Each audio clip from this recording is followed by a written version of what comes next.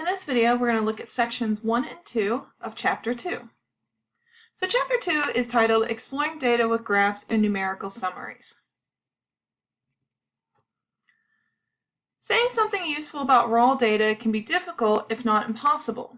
So what we're going to look at in this chapter are ways that we could summarize raw data into useful forms.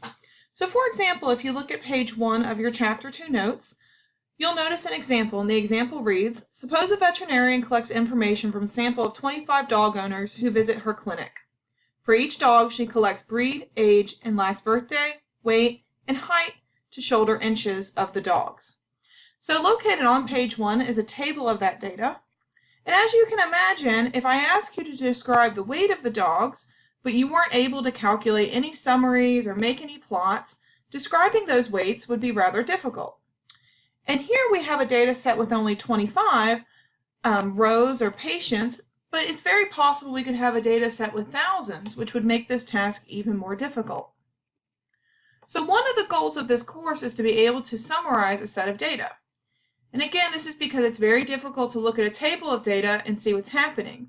So we're going to develop a set of tools to help us summarize the data into useful forms. One thing that we want to emphasize is that it's important when describing data not to focus only on the calculations. You want to focus on what the calculated quantities tell you about the data set. Your goal is to be able to tell a story with the data. The graphs and summary statistics that we look in this chapter are to aid you in telling that story. So in order to learn how to summarize data, we're going to start out by looking at two different types of data. And so we need to learn some different vocabulary words. So located on page 2 of your Chapter 2 notes are several definitions. You'll notice that the first definition we have there is the objects, people, or animals that the data set represents, and these are known as cases. So for the dog example on page 1 of the notes, notice that each of the dogs is considered to be one of the cases. Now the characteristics of the cases, those are known as variables. And so for our dog example, the variables would be each of the things that we measured for each of the dogs. So for example, breed, age, sex, height, and weight would all be different types of variables. There are two different ways that we're going to classify variables. The first one is categorical. Categorical variables are going to divide the cases into groups, place each into exactly one of two or more categories. In the above example, breed and sex are both categorical variables. Categorical variables will typically take words as their categories. So if we think of breed, different categories we have here are Doberman, Pit Bull, Dalmatian, etc. There's no numbers involved. So in general, if the options for the variable are words, then it's going to be categorical. Now there are some exceptions where we could have numbers as our categorical variable, and we'll talk about those in a second. So here's kind of a picture of different types of categorical data, and you'll notice for each of these pictures we're summarizing them using different words. And so again, these would be types of categorical data. The other type of variable we're interested in is what's called a quantitative. Quantitative variables measure a numerical quantity for each case. And numerical operations make sense for these variables. So we need both of these, not just that it's numbers, but also that it makes sense to take numerical operations. So in the above example, age, height, and weight are all quantitative variables. So if we think of the variable weight, notice weight does take numeric values, and it would make sense if I say, all right, if I have two different dogs, I could add their weight together to get a total weight. So it would make sense to perform numeric operations on weight. And here's kind of another picture summarizing quantitative data. Notice for quantitative data, we're going to separate it into two different types. There is what we call discrete and what we call continuous. So a quantitative variable is discrete if the possible values form a set of separate numbers. So for example, if we look at our ice cream cones that we have here in the picture, there are 3 different cones. So if I ask how many cones there are, it would either be 1, 2, or 3. I can't get a half ice cream cone or 3/4 of an ice cream cone in this case. whereas continuous data can be measured on some type of interval. So if we think of the weight of the 3 cones, that weight could take any value on some interval. So now it's your turn. You'll notice in your notes there are 4 different bullet points. Pause the video here and see if you can figure out for each of those bullet points if you have categorical or quantitative variables. And then if you have quantitative, decide if it's continuous or discrete. When you come back to the video, we'll go over the answers together.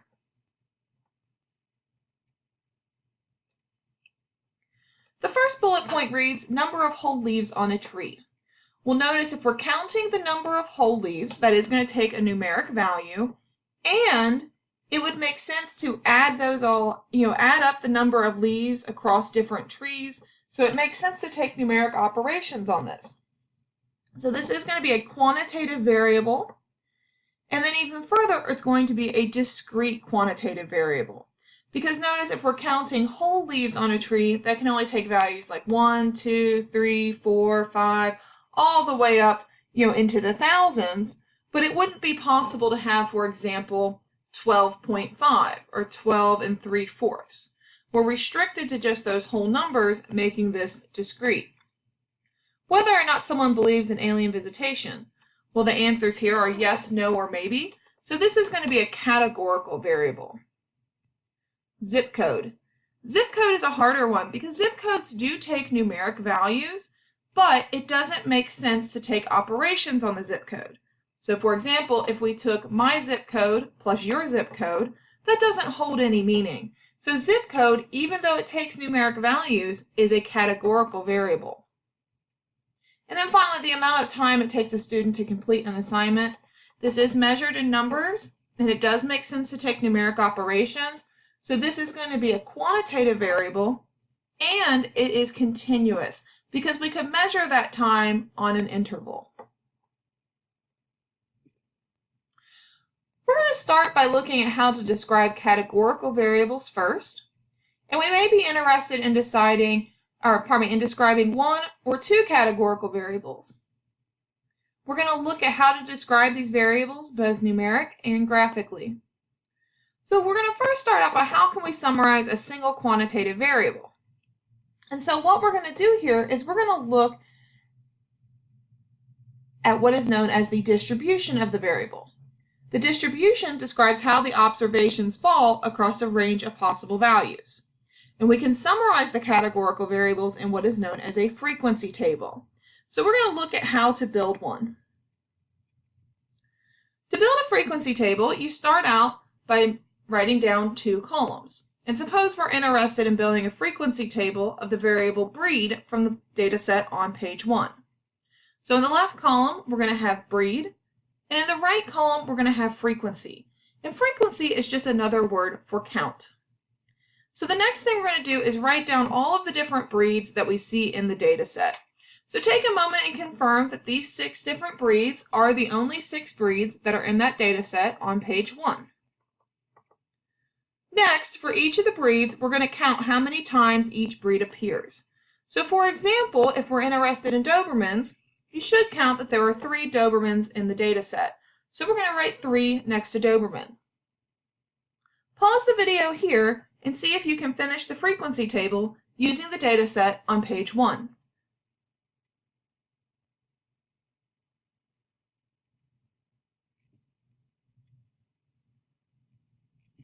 Were you able to find the following? For extra practice, use the space at the bottom of page 3 of the notes to create a frequency table of the variable sex. The answer for this frequency table is located on the top of page 4. An important summary statistic for describing a categorical variable is called a proportion. A proportion is calculated from categorical data when there are 2 options. It tells us out of the total how often one of the options occurs. Proportions will always be between 1 and 0. So let's look at how to calculate the proportion for the number of boxers. So again, looking at the data set on page 1, if we wanted to calculate the proportion of the proportion of boxers in the data set, we would take the number of boxers in the data set and divide that by the total number of dogs. So notice there's two options here, boxer or not boxer. That gives us the proportion of boxers is equal to 5 divided by 25, which is equal to 0.20. We could also convert this to a percentage. To do so, we would multiply the 0.20 by 100, and we would see that 20% of the dogs in the data set are boxers. Take a moment and pause the video and see if you can find these two proportions. What proportion of the dogs are Dobermans, and what proportions of the dogs are Labs?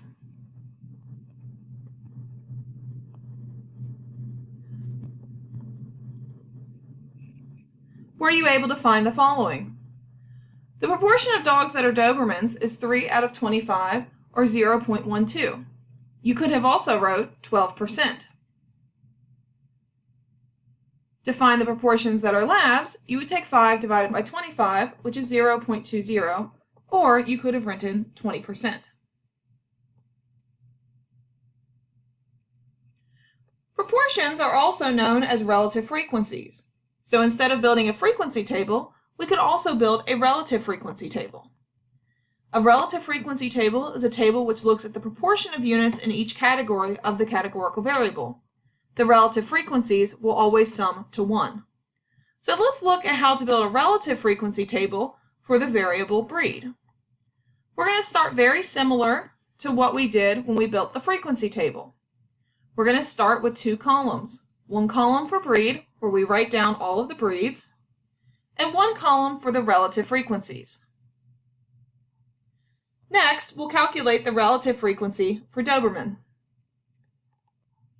To get the relative frequency for Doberman, this is the same as the proportion that you calculated earlier. See if you can finish the table on your own. Pause the video, and then when you come back, we'll look at the solutions. Were you able to find the following? For extra practice, use the space in the notes to create a relative frequency table for the variable sex. The solution is located in the notes. Recall from Chapter 1 that we learned about the difference between a sample and a population, as well as a statistic and a parameter. Well, we could calculate a proportion from either sample data or population data.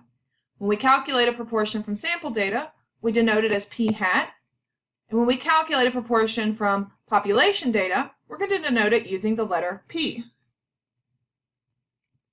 Take a moment for each of the scenarios for A, B, and C and decide if the value is calculated from population data or sample data and give the correct notation. You may want to revisit Chapter 1 notes to remind yourself the difference between population and sample data. When you come back, we'll go over the answers together.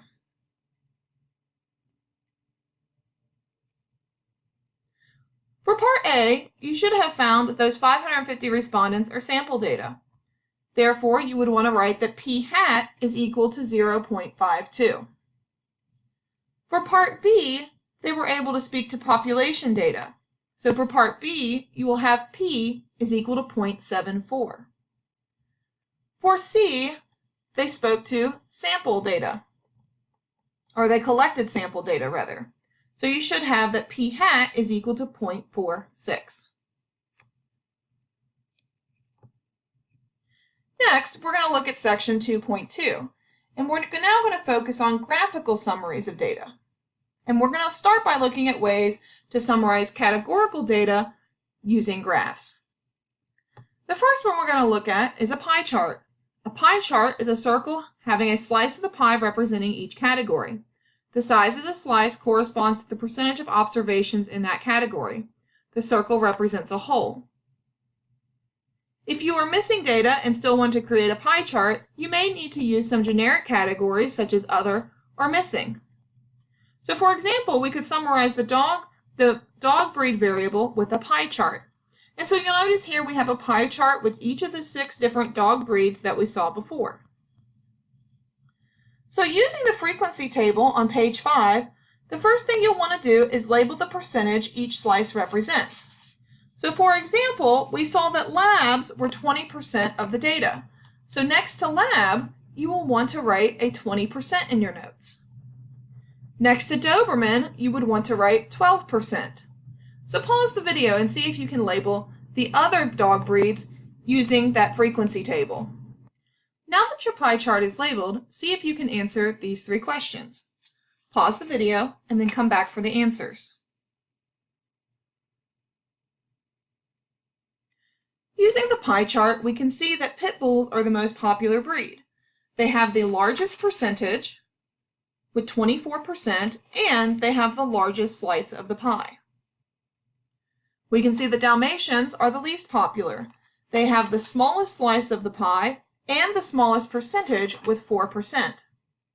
If we want to find the percentage of dogs that belong to the breed starting with the letter D, this would include both Dobermans and Dalmatians. To find that percentage, we would add the percentage for Dobermans, which is 12%, plus the percentage for Dalmatians, which is 4%, giving us 16%. Next, we're going to look at bar charts. A bar chart displays a vertical bar for each category. The height of the bar is the percentage of the observations in that category, or the frequency of observations. So notice we could build a bar graph either using our relative frequency table or the frequency tables that we built. The width of the bars should all be equal, and typically the bars should be separate, in other words, not touching one another. There is no set rule about the order of the bars. The person creating the chart could order things in increasing or decreasing order from left to right, for instance. So we could summarize the categorical variable breed from the dog example using a bar chart. So looking here at the chart, notice that we've got a bar for each of the 6 breeds. Also, notice in your notes that both of the axes are labeled and there is a title. Also notice that the y-axis, which is frequency in this case, looks at the counts of the different dogs. So in other words, it's summarizing the same information in the frequency table that we built earlier. So notice the Doberman bar has a height of 3. We could have also changed this to, instead of frequencies on the y-axis, we use the relative frequencies or the proportions instead. There are many ways to create bar graphs. Most statistical software, including Excel, will create bar charts for you. And there are many YouTube videos showing how to create these. And so in your notes are several links or videos that you can watch with examples. One thing to notice here is that it's important to not only know how to create the graphs, but also gain information from the plots. Summarizing the information in a meaningful way is the whole reason for creating the graphs. Looking at both the bar graph and the pie graphs of the variable dog breed, notice that very quickly we can see that Pit Bull is the most common breed and Dalmatian is the least. Now we're going to turn our attention to summarizing quantitative variables. We're going to focus on how to visually summarize a quantitative variable. When describing a quantitative variable, we're going to consider the following 3 questions. What is the general shape of the data? Where are the data values centered? And how do the data values vary? These are all aspects of what we call the distribution of the data. Plots can help us answer all 3 of these questions. We will look at 3 different types of plots: dot plots, stem and leaf plots, and histograms.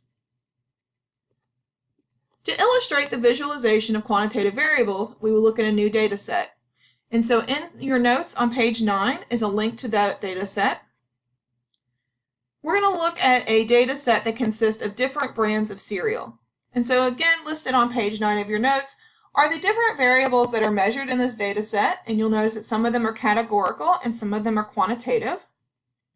And again, notice that describing the data just by looking at the raw data will be difficult. So we're going to look at some different plots that will help us describe this data set.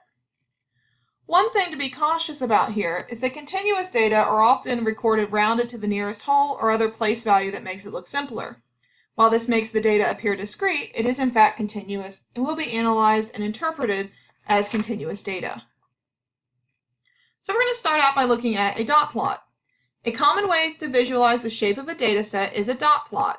In a dot plot, each case is represented by a dot and dots are stacked. It provides an easy way to see each case. Let's look at an example of a dot plot of the variable calories from the cereal data set. And so again, here is this dot plot. Notice for simplicity on the slides here in the video, we do not have the labels the axes labeled or a title, but those are located in your notes. We had 80 different types of cereal in this data set. So a dot plot will have a dot for each of those different cereals. Looking at the plot, notice the calories for each of the 80 types of cereal, again, are represented by a dot on the plot. And recall that one of our goals is to describe the center of the data. Looking at the plot, we can quickly see that the center of the data is around 110 calories. And we also see that that is the most common calorie count. Further, the cereals with the lowest number of calories have 50 per serving, and the cereals with the most have 160.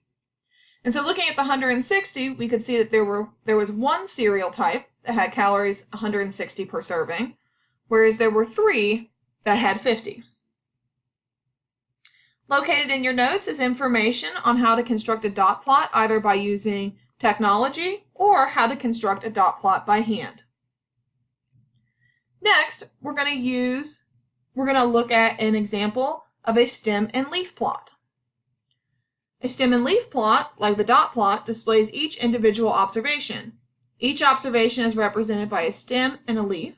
Usually the stem consists of all the digits except for the final one. In general, we use the smallest and largest stems and do not add any stems outside of these values. We also usually show every intermediate stem even if there are no leaves for them. Located in your note is directions on how to construct a stem and leaf plot. And we're going to look at an example where we look at test grades for a statistics class on test 1. And we're going to construct a stem and leaf plot for the scores. So here are the different scores that are located in your notes. So the very first thing you want to do is sort the data from smallest to largest. So pause the video here and rewrite these values from smallest to largest. Did you get the following? Notice, now that we have these from smallest to largest, we could group the data like this. And so, for example, we have all the 30s, 60s, 70s, 80s, 90s, and 100s. This is going to help us see how to construct our stem and leaf plot. To construct the stem and leaf plot, draw a vertical line, and above the left column, write stems, and over the right, write leaves. The first thing we're going to do is construct our stems. So for each of the numbers in our data set, we're going to ignore the very last digit. So for example, with 37, we would ignore the 7 and just have a 3. This is going to help us find out what our stems are. So notice if we had the 37 and we ignored the last digit, we would just be left with a 3, giving a stem of 3. For all of the 60s, if we ignored the last digit, we would just be left with a 6, giving a stem of 6. Now since we go from 3 to 6, we don't want to ignore the middle values, so we'll still put the 4 and the 5. Continuing up, notice for the 100s, if we ignored the last digit, we would have a 10, and so that's why the very last stem is a 10. Now we can place our leaves. Looking at the 30, notice that the last digit is a 7, so we'll write the last digit as a 7 for the leaves. For the 60s, the last digits we have are 1, 2, 2, and 2. So that gives us leaves 1, 2, 2, and 2. Since there were no 40s or 50s, we just leave these leaves blank. Take a moment and see if you can finish the stem and leaf plot. Did you get the following? There's one last thing that you need for a stem and leaf plot, and that is a key that tells someone how to read the plot. And so down here at the bottom, we're going to write key, and you can choose any number you want here, because again, this is just to help someone read it. If we had 6, 1, this would represent a test grade of 61. On the top of page 12 of your notes are several ways that you can adjust stem and leaf plots. Take a moment and read over those. Next, we're going to look at histograms. A histogram breaks the range of values of a variable into classes and displays only the count or percent of the observations that fall into each class. Since dot plots and histograms display every individual observation, they are not very well suited for a large data set. Instead, for large data sets, we're going to use histograms. So below here we have a histogram of the data provided for the calorie variable from our cereal example. And again, notice the plot in your notes does have the axes label as well as a title. On the top of page 13 of your notes, take a moment and read the section titled To Construct a Histogram. There you'll find details on how to create a histogram by hand. Also, read about the difference between a bar chart and a histogram. Located on the page are several websites that give you more information on bar charts and how to create them.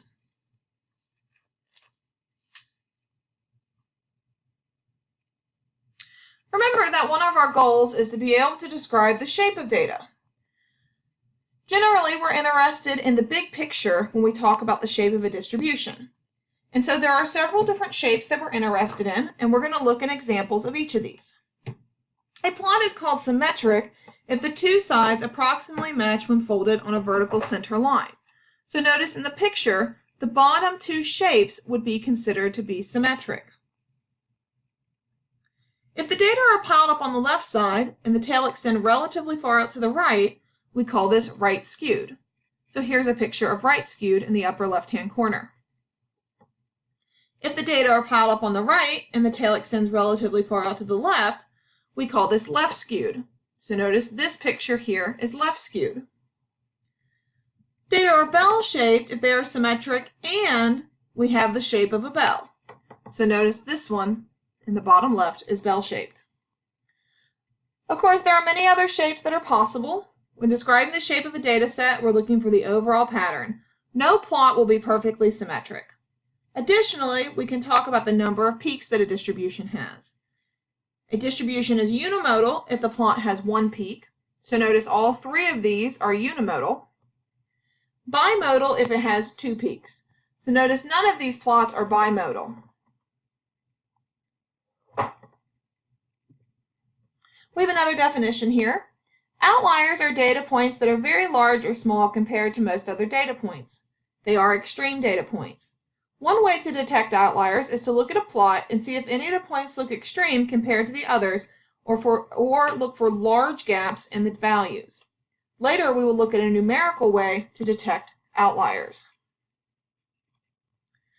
So for example, consider the dot plot of calories. Notice that we could draw kind of a bell shape over the dots. So we would say that this distribution is bell-shaped. It's not perfect, but it is close. Most of the points are in the center with few out in either ends or the tails. There are other ways that we could plot quantitative data. For example, we could make a time plot. For some variables, observations occur over time. Data collected over time is called a time series. We can display time series graphically using what's known as a time plot. A time plot charts each observation on the vertical scale against time, which is measured on the horizontal. A common pattern to look for in the plot is a trend over time, indicating tendency for the data to rise or fall, or even perhaps cycle.